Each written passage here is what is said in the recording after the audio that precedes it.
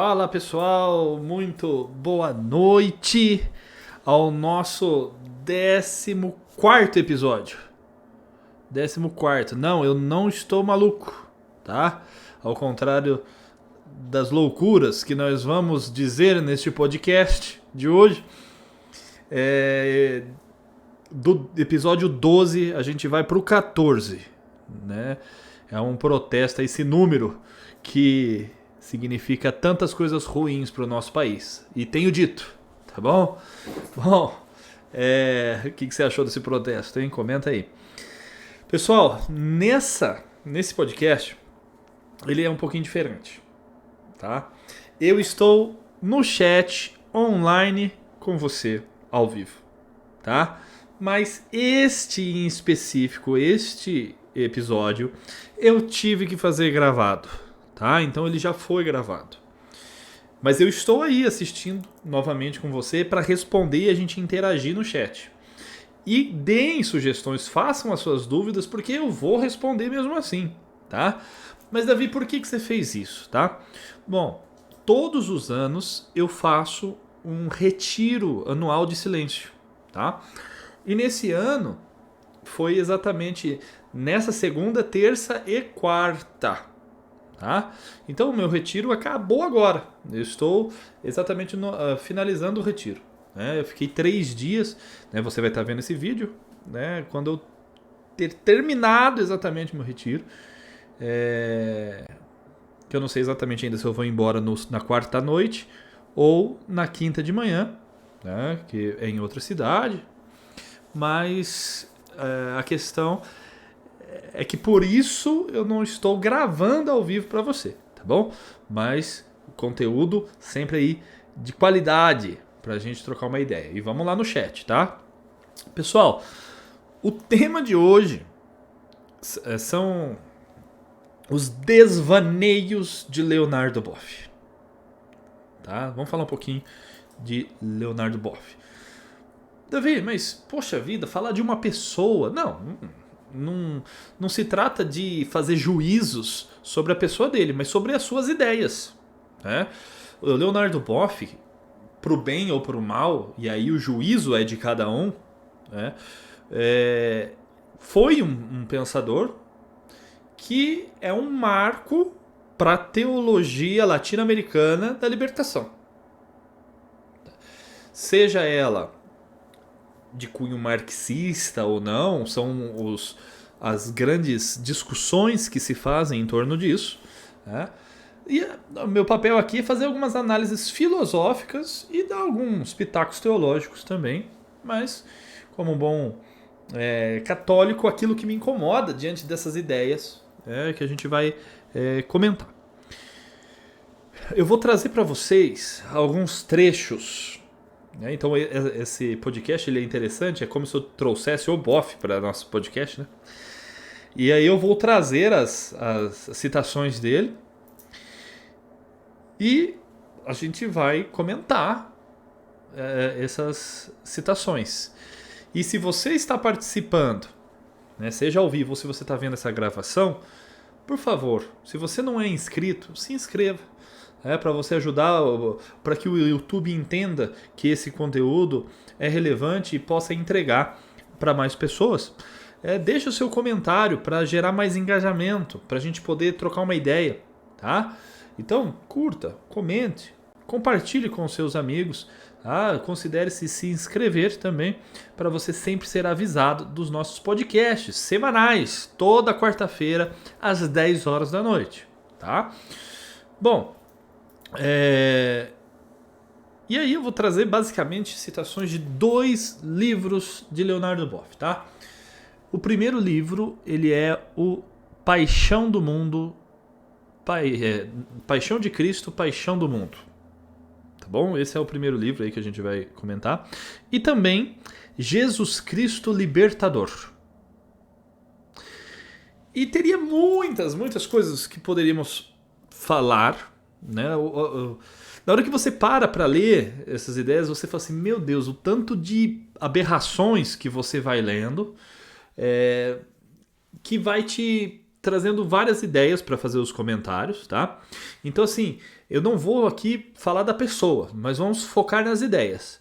Porque, como nos ensina o nosso mestre, Tomás de Aquino, não importa quem disse, mas o que é dito, tá? É verdade que o que é dito revela muito da pessoa que disse, mas não é papel nosso aqui fazer julgamentos da pessoa, mas sim para a gente fazer análise de ideias, tá bom? É o nosso objetivo aqui. Então, nós vamos falar do Paixão de Cristo, Paixão do Mundo, esse livro, e o Jesus Cristo Libertador. E nós vamos tratar basicamente, porque senão eu acho que dá pra gente estender isso em vários podcasts se for de interesse seu. Por isso, se você achar interessante, comente. Se você não comentar, eu vou achar que você não tá achando interessante. Então, eu não falo mais desse assunto, tá bom? Eu vou pegar basicamente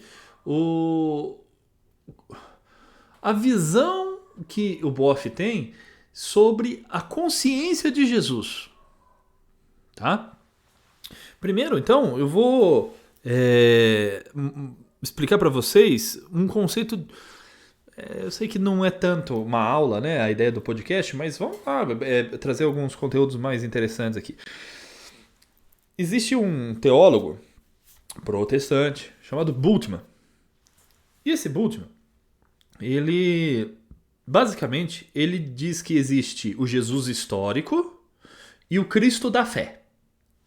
Ele faz uma divisão em Jesus, onde um é o Jesus de Nazaré, o histórico, o carnal, e outro é a segunda pessoa da Santíssima Trindade. Bom, isso é uma heresia gigantesca, porque nega a união hipostática de Jesus, a unidade da pessoa. Existe uma pessoa só.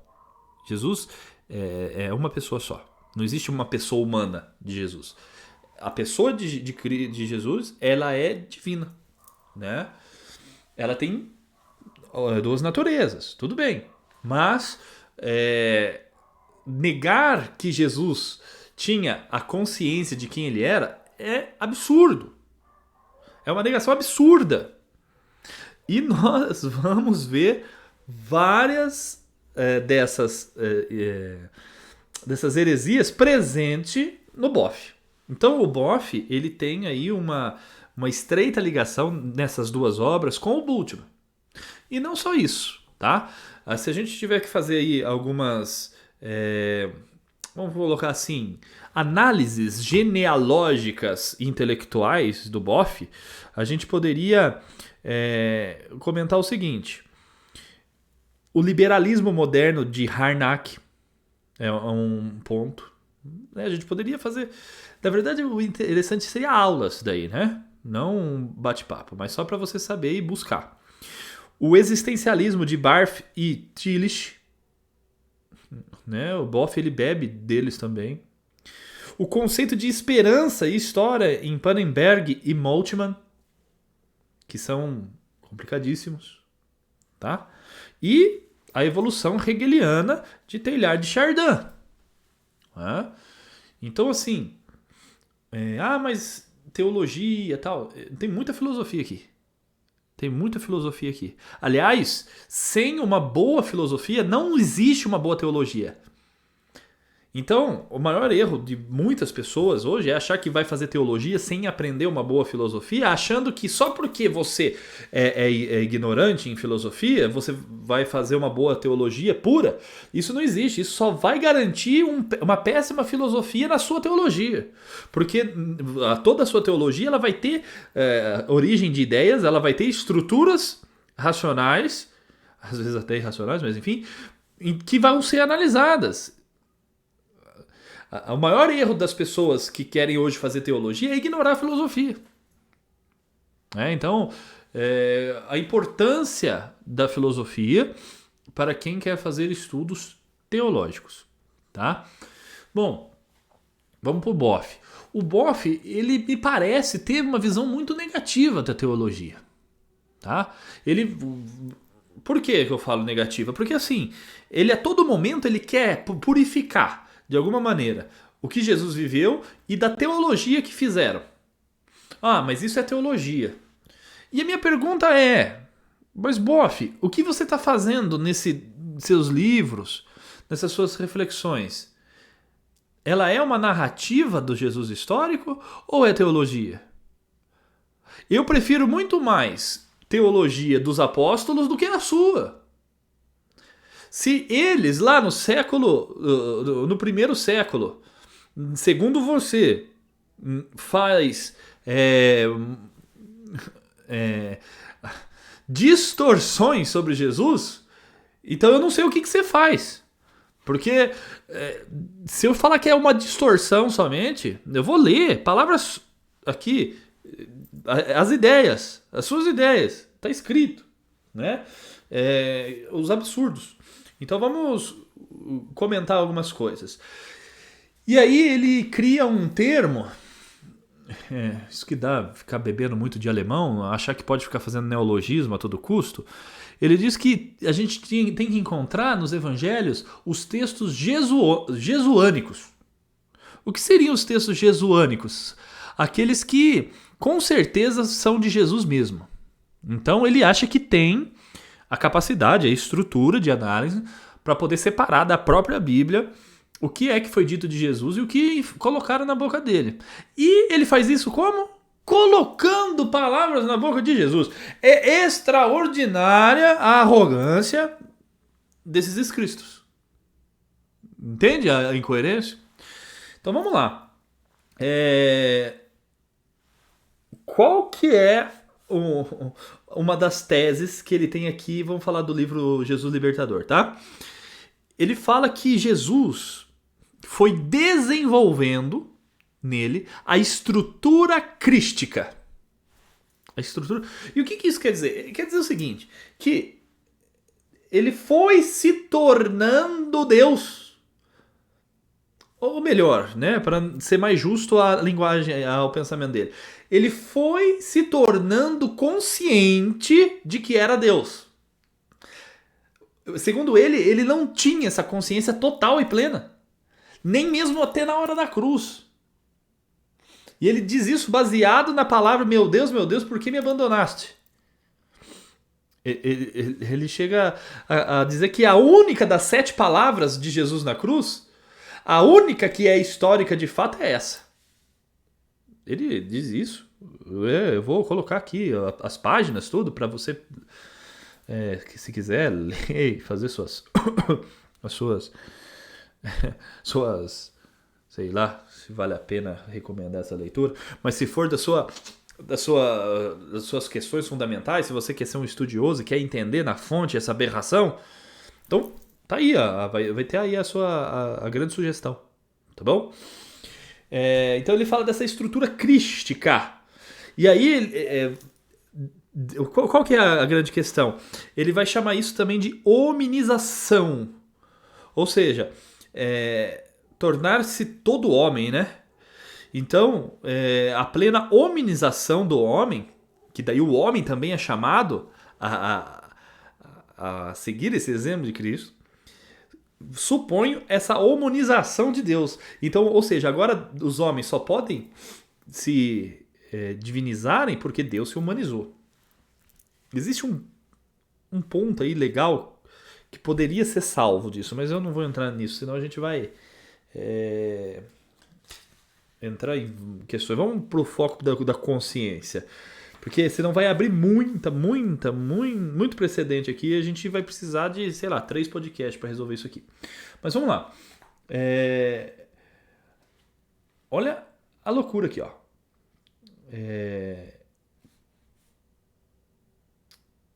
O homem, isso está na página 273, tá? Do livro do Boff, do Libertador, Jesus Cristo Libertador. O homem, para tornar-se verdadeiramente ele mesmo, deve poder realizar as possibilidades inscritas em sua natureza, especialmente essa de poder ser um com Deus. Quando o homem chega a tal comunhão com Deus, a ponto de formar com ele uma unidade sem confusão, sem divisão e sem mutação, então ele atinge o seu ponto máximo de hominização. Misericórdia. Você se confundir em Deus. Bom, enfim. Quando isso se verifica, Deus se humaniza e o homem se diviniza. E surge na história Jesus Cristo. Ou seja, Jesus Cristo, ele é uma resposta histórica para que o homem possa se divinizar. É quase como se Deus fosse só um conceito. Ele vai para apelar à parte histórica de Jesus e acaba praticamente anulando a história de Cristo. Como se não fosse Deus. Se a gente levar isso aí a sério, a gente vai chegar a um ponto que Jesus de Nazaré não era o verbo encarnado. Que não era a segunda pessoa da Santíssima Trindade. Mas que ele foi se divinizando aos poucos. Isso é um absurdo. Mas isso é, assim, é um absurdo total. Total. Tá? Na página 45 do livro da Paixão agora, a Paixão de Cristo, Paixão do Mundo, na página 45, quando vai falar da entrada de Jesus em Jerusalém, domingo de Ramos, tá? Ele vai falar assim, que essa história foi embelezada depois da ressurreição. Estamos mais diante de uma teologia do que da história factual.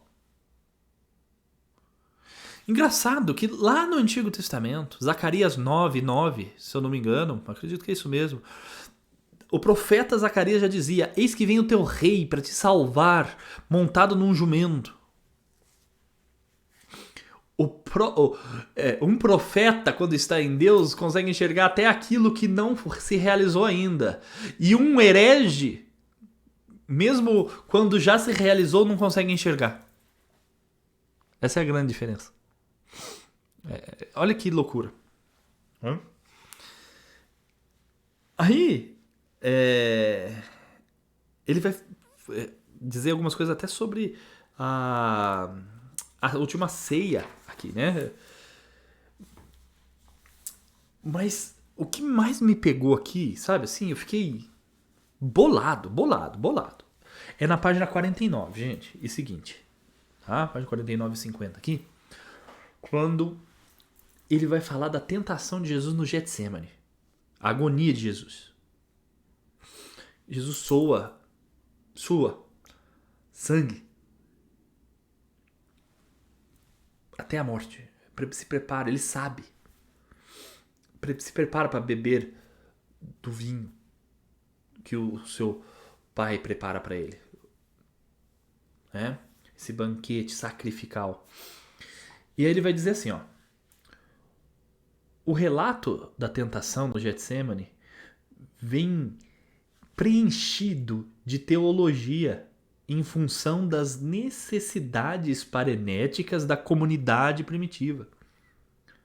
As palavras da oração de Jesus parecem ser elaboração da comunidade primitiva.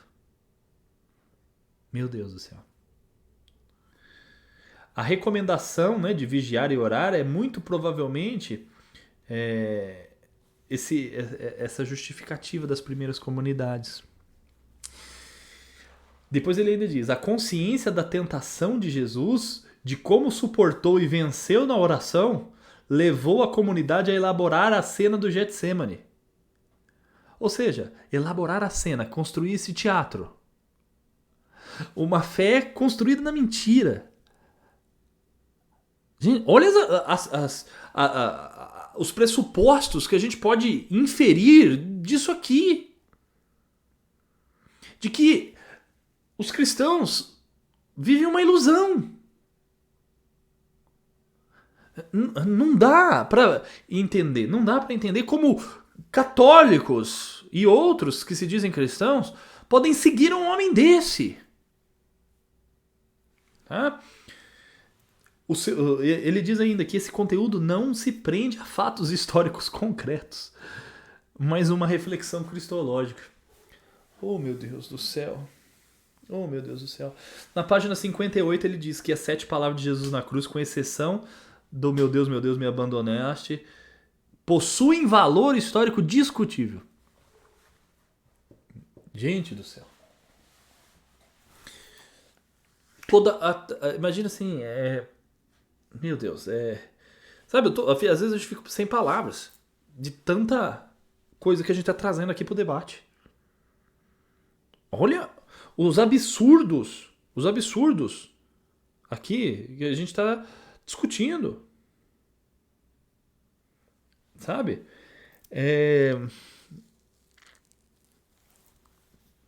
A pergunta é, quem é Leonardo Boff para poder julgar a consciência de Jesus? Não consigo entender. Não consigo entender. Sabe, se você que está aí nos ouvindo, está entendendo, escreve no chat. Faz o seu comentário. Como é possível isso? Olha que coisa aqui também. Ele vai falar assim...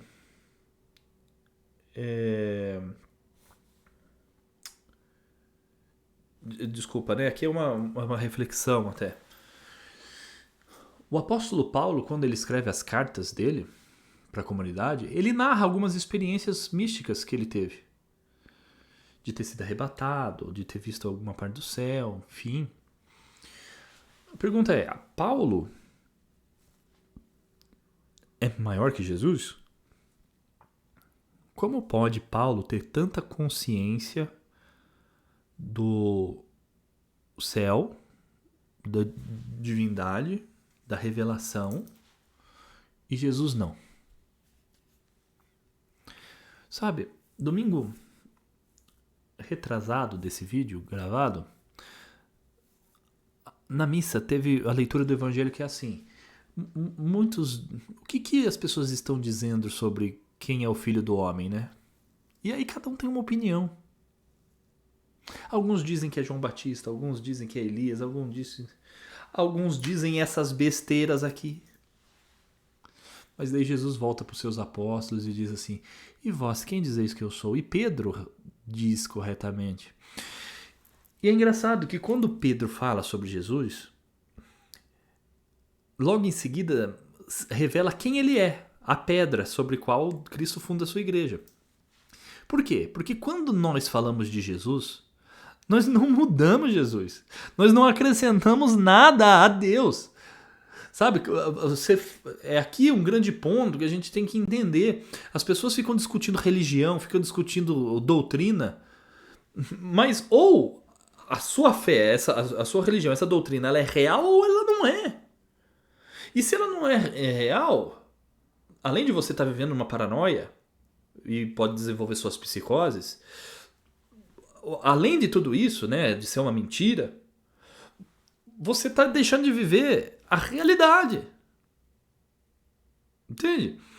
O que eu acho sobre Jesus não muda nada quem ele é. O que o Bob acha de Jesus não muda nada. A questão é que as pessoas acabam não sabendo buscar por si mesmas os fundamentos para ouvir o Boff, para ouvir qualquer pessoa que seja e filtrar. E filtrar porque não sabe o conceito de revelação, não sabe os bons conceitos, não tem boa formação. E aí a gente vai causando uma babel, a gente vai causando uma discussão aí onde acaba não tendo fim. Entende? Olha que loucura. Então assim, ele vai dizer, gente, que na última ceia, nossa, e isso assim, para a doutrina católica é uma afronta. E ele se diz católico. Que lá na ceia ele não sabia que ia morrer. Que era mais uma de tantas jantas que teve com os apóstolos. Que ele não fez isso pensando em instituir a Eucaristia e atualizando, já prefigurando a entrega do corpo dele na madeira da cruz, antes entregando o corpo dele na madeira do altar, que isto é o meu corpo. Não, segundo ele, era só mais uma jantinha. Entre os discípulos, entre os apóstolos. Ele ignora aquela passagem assim, desejei ardentemente comer esta ceia. Como que eu esperei ardentemente? Meu Deus do céu. Sabe? Meu Deus. E aí, Acho que agora eu vou pro maior absurdo que eu li. Página 68 do livro Paixão do Mundo. Paixão de Cristo, Paixão do Mundo. Tá? Ele tá falando sobre aquele momento na cruz onde Jesus se questiona: meu Deus, por que me abandonaste? Meu Deus, por que me abandonaste? E para ele, de tudo que é narrado na Bíblia, a única coisa que tem garantia histórica é essa. Porque justifica o que ele pensa. Então ele está formatando a Bíblia na cabeça dele. Né? E aí ele coloca na página 68. Aqui estamos diante da máxima tentação suportada e vivida por Jesus. Poderíamos formulá-la assim: será que não terá sido em vão todo o meu compromisso? Será que o reino não virá? Será que terá sido tudo uma doce ilusão? Não haverá um derradeiro sentido para o drama humano? Será que eu não sou o Messias? Desculpa. As representações que Jesus se fizera, homem que era, se desmantelaram completamente. Encontra-se nu, desarmado, totalmente vazio diante do mistério. Pelo amor de Deus. Olha o que ele coloca na boca de Jesus. Será que eu não sou o Messias?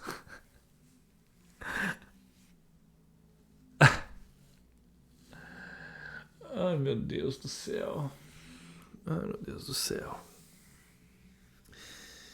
Parece que o forte de Jesus não é teologia, né? Parece que Jesus não era bom em teologia, não. Olha o que ele coloca ainda, gente. Na página 82. Daí. Jesus não entendeu a sua morte como sacrifício expiatório, nem como satisfação, nem como resgate. Nem estava em sua intenção, precisamente, mediante a sua morte, redimir os homens. Pelo amor de Deus! Pelo amor de Deus! Eu vim para que todos tenham vida e vida plenamente. Quando Adão e Eva saem do paraíso, lá no Gênesis 3,15, Deus já tinha o plano de resgate. Meu Deus do céu. Quando João Batista olha para Jesus e fala: esse é o Cordeiro de Deus que vai salvar o mundo. Quando a gente lembra de Abraão, deixa de sacrificar a vida do filho e pega um cordeiro, porque o pai, diferente de Deus, pai diferente de Abraão, sacrifica o filho para nos salvar. Toda a Sagrada Escritura, ela profetiza o sacrifício e o resgate de Deus. E aliás, ele vai colocar aqui mais para frente que todas as religiões têm revelação.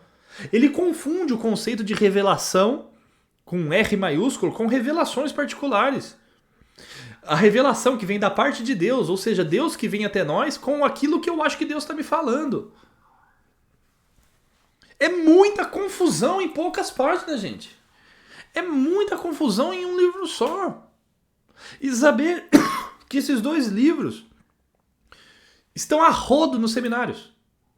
Estão nas mãos de seminaristas, estão na mão de padres.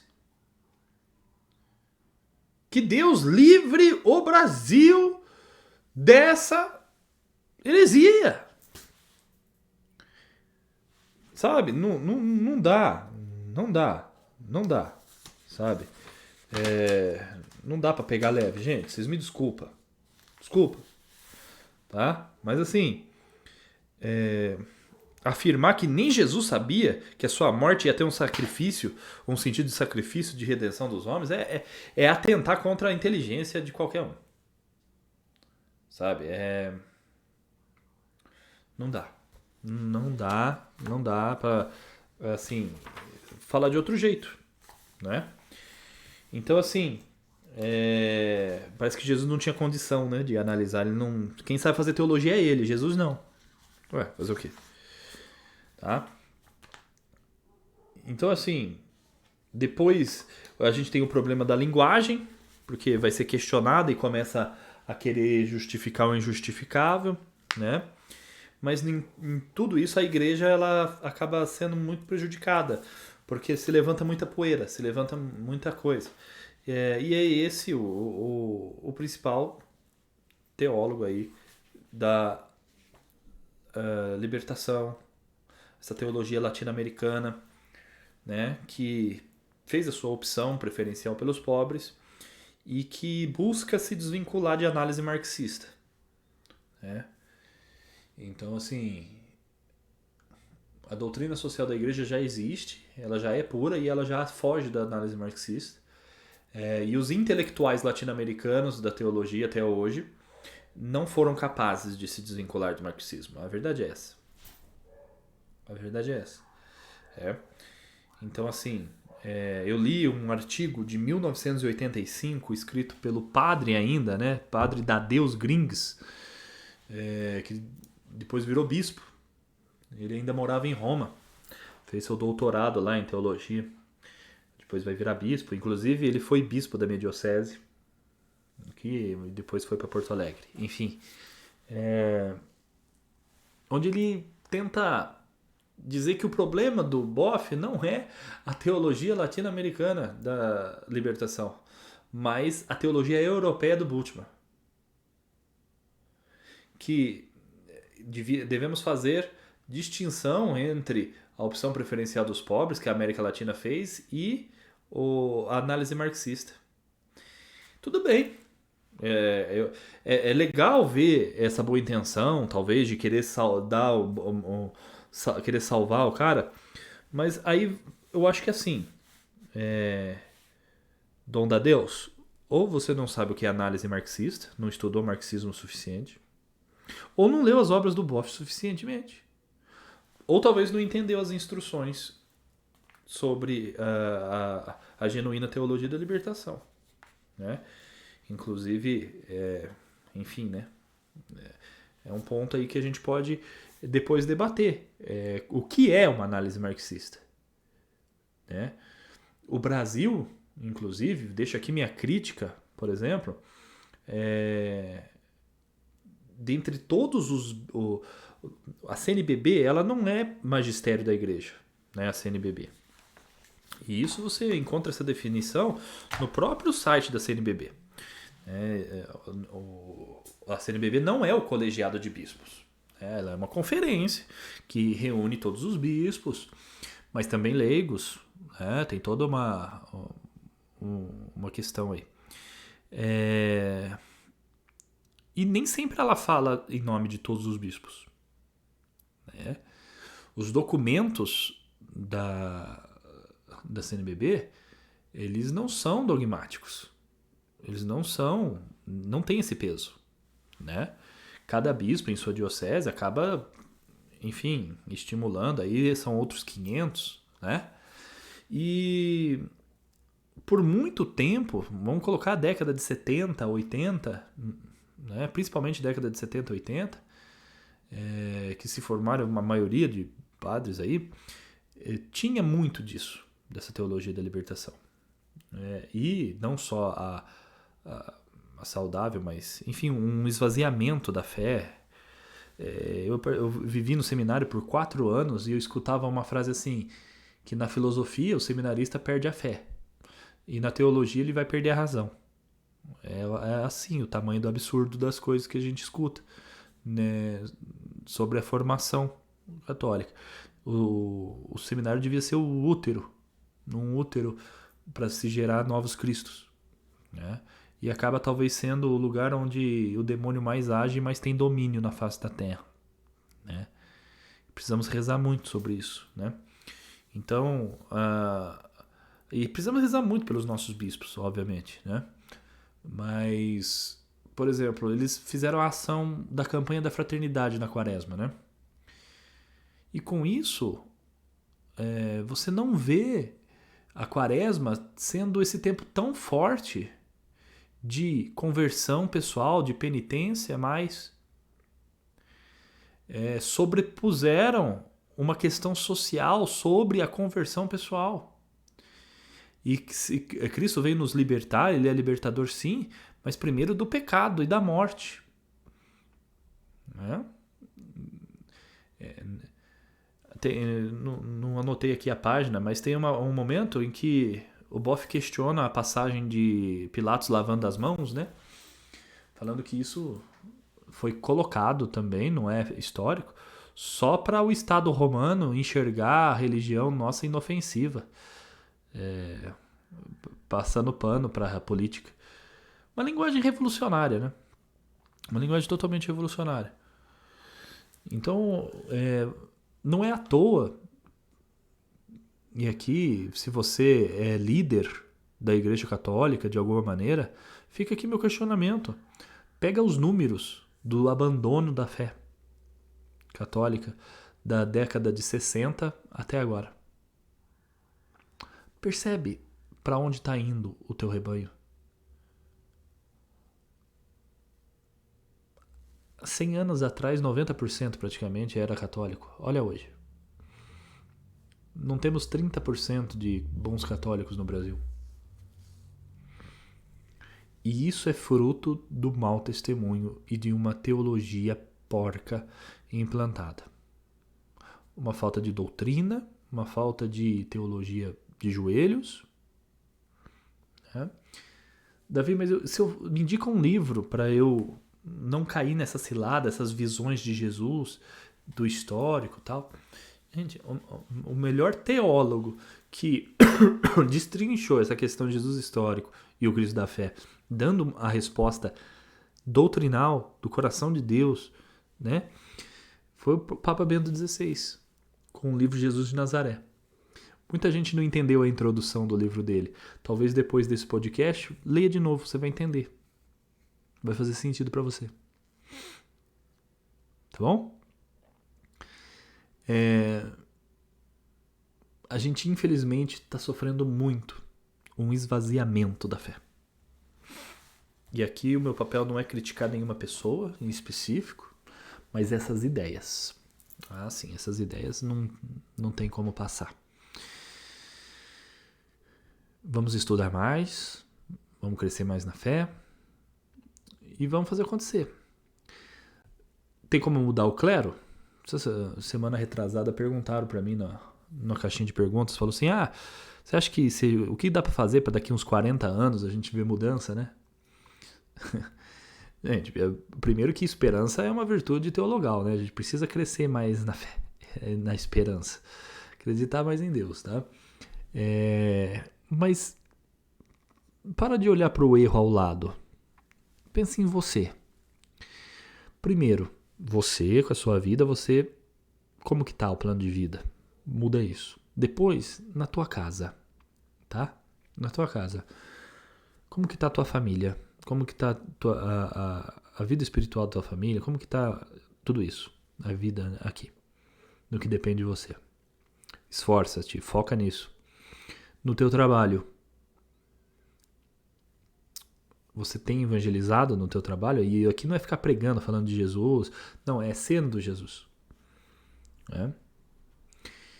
E principalmente na tua comunidade, na tua paróquia.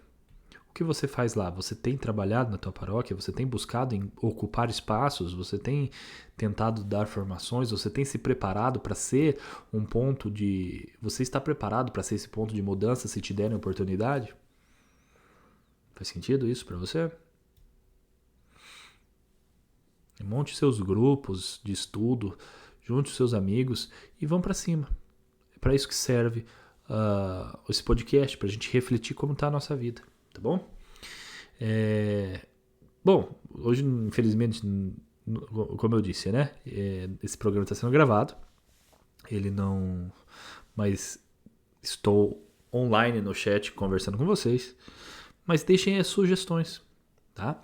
Mais uma vez eu quero fazer o convite para você assinar as minhas cartas semanais. É gratuito, tá?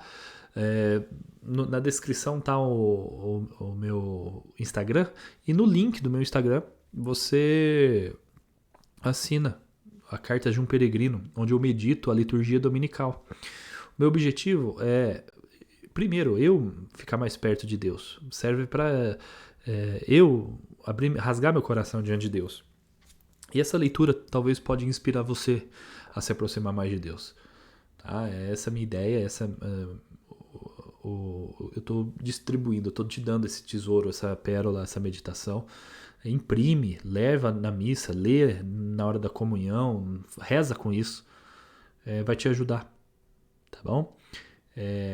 Qualquer sugestão, manda aí e vamos para cima. Conta comigo. Esse foi o 14º episódio do Rugido da Razão. Desvaneios de Leonardo Boff. Até a próxima. Que Deus abençoe e pau tore.